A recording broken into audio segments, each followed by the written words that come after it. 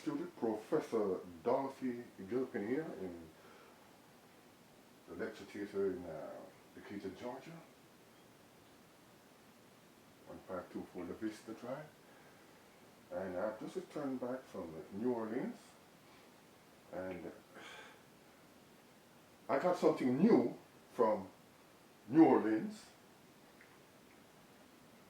As the name implies, New Orleans. But it seems I came back with a form of a pneumonia because I was knocked down for the past 3 days here. Just taking some OTCs, over-the-counter medication. But I'm used to it. So that was what? Showing the frailty, the fragility of the human exposed and to all the weaknesses of this environment. Anyhow, so I pull up my lungs chart and respiratory system, and I'm looking at the lungs here, which is affected. And here's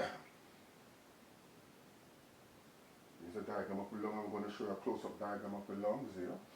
And what I want to stress on is the COPD, COPD,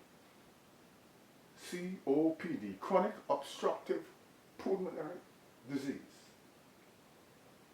And another one called COLD, cold. This is like a cold, but it's more serious cold.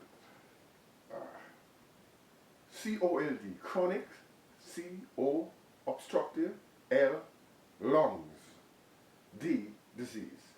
Chronic obstructive lung disease and chronic obstructive pulmonary disease. They are close relatives, and they have their different remedies for it.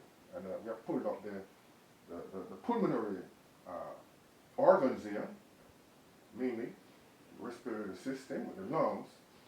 And let's just get a brief look at the lungs here, and then we'll come back with some solution to the COPD, COLD, and pneumonia. We look at some of the pharmaceuticals and things that, in the traditional sense, that has been used. But let's just pull up the lungs.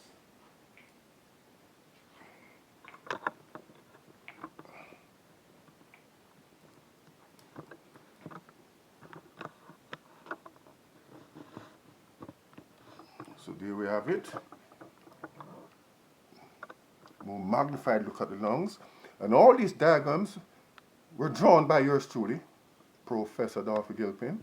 Once upon a time I used to buy these over Barnes & Noble for in the region of $7 to $10 for these things. No, I heuristically drew them myself.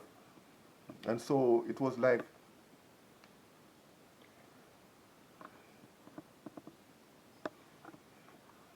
me revising simultaneously all the various components of the organs of the body. Here we have the lungs. And so this is the lungs. And you know where the chronic obstructive pulmonary disease affects. It's going to come through the mouth as well. The lungs. Alright, so that's an elevated magnification of the lungs. So let's just close this off for a moment.